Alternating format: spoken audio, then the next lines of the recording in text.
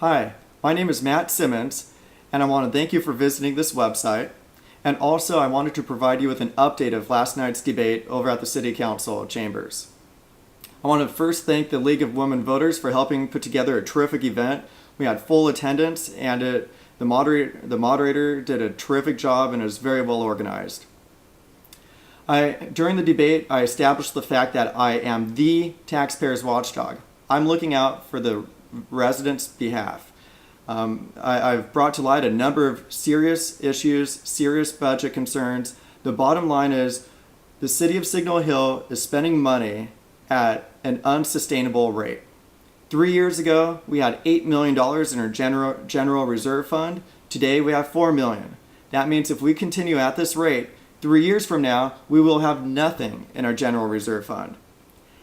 And during this time, we also pillaged 70% of our economic uncertainty reserve. So we used to have $4.1 million in our economic uncertainty reserve. Now we have $1.2 million. Imagine if we didn't even have the economic uncertainty reserve. If that was the case, we would have barely anything left, about $1 million left in our general fund. So when do we sound the alarm? Do we wait until we run out of money? I'm saying we need to live within our means today. Some of my opponents mentioned that, well, we had the economic uncertainty reserve. That money is to be used during difficult times, and that's what we use the money for. Well, it's better if we live within our means and keep our savings for a rainy day, because things are not going to get better until the job market recovers, and that's not for another 3 years. And we cannot survive for another 3 years spending money at this reckless rate. I also pointed out the fact that our city council is very developer friendly. They are, in my opinion, friendlier to developers than they are to the residents. And this doesn't make any sense to me, because the developers don't vote, the residents do. So we need to make a loud statement on March 1st. So when you vote on March 1st, you need to send a signal saying, hey, residents come first by voting for me. For example, let me give you some examples of how the developers come first. Number one, there's an antenna on top of Signal Hill. This antenna emits a huge amount of RF, cancer-causing RF. Now, the developer or the business wanted to add more dishes to it. They were only allowed to have two dishes on the antenna. And they made a request to increase it. And we increased the number of RF emitting dishes from 2 to 24, when the original contract only gave them permission to have 2. So what do we get in return for damaging our residents' health by adding more emissions to the radio tower? Guess what we got? We got a new sign that says danger. In case of emergency, call this number. We didn't get anything else. We could have asked, this was a perfect opportunity to say, okay, you can have your extra dishes, but in return, we would like you to lower the total amount of RF that's emitted from that antenna. We could have asked for them to turn the antenna into a lighthouse, which would have removed the blight. Nobody likes looking at an antenna with danger signs on it, but imagine if it looked like a huge lighthouse, and that would have been aesthetically pleasing.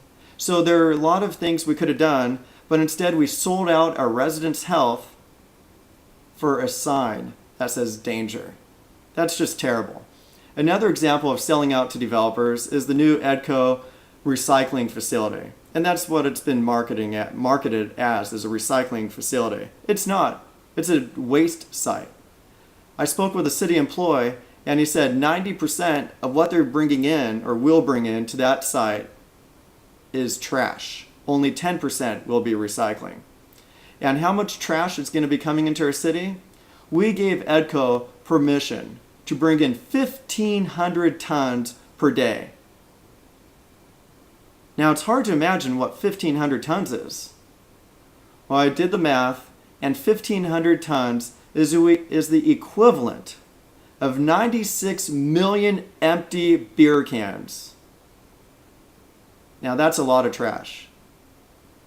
And imagine how many trucks it takes to bring in that much trash into our city.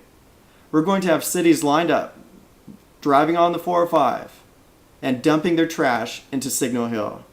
And this operation is being built today at 2175 California Avenue. It's going to impact our roads. It's going to impact our freeways. These trash trucks are smelly. They litter. In fact, even in the agreement, EDCO is responsible for cleaning up the trash that's littered from the trucks within the immediate vicinity, but not throughout Signal Hill where they'll be driving. One of the council members explained, well, Matt is misrepresenting the situation because the doors remain closed, then they open, then they close. Well, the reality is trash stinks, especially 1,500 tons of it. And there's ventilation, so even when the doors are closed, the fumes are going out. It's going to impact the neighboring land, the neighboring homes, and it's just a real atrocity. I mean, we need to identify what our city's identity is. Do we want to be the trash kingpin? It doesn't make sense. They're making their trash headquarters in Signal Hill. Is that what we want? I mean, just a few years ago, we built multi-million-dollar houses here. And now we're importing trash? We need to figure out what our identity is. Do we want to be the trash capital, or do we want to do what's best for the residents? Another example of being developer friendly ahead of the health and priorities of the residents is the traffic and congestion at the hill. So anybody who makes a right-hand turn onto Cherry Avenue from 19th, 20th Street, or 21st Street knows that there's so much traffic because all the homes along the hill are exiting along the same streets, and traffic is backed up. It takes a long time just to make a right-hand turn. And the city had the opportunity when developments were coming in to have the high-density condos or apartments have their point of entry right onto Cherry. But instead, the developer wanted it to go inside the community, and that impacts traffic and congestion within Signal Hill.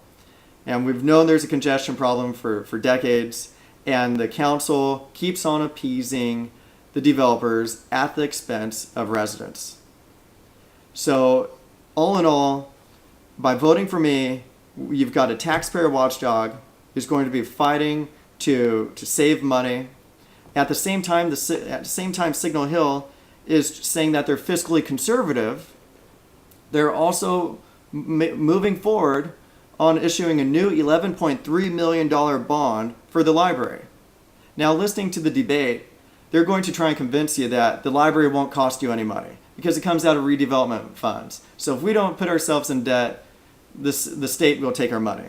This just isn't true. We already have plenty of debt that keeps our redevelopment dollars locally.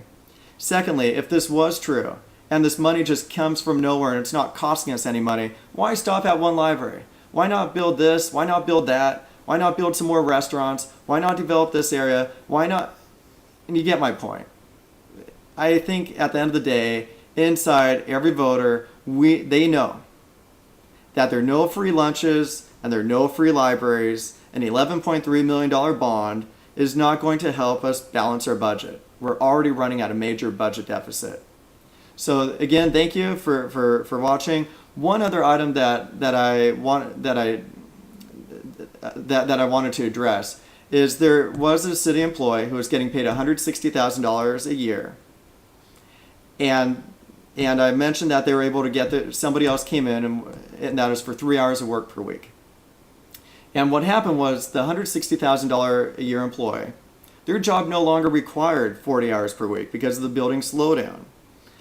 And once they retired, we did replace them with a part-time contractor who was able to do that person's entire job in 3 hours a week. So I agree that this person who's getting paid $160,000 a year wasn't just working 3 hours per week and watching television for the remaining 37 hours per week.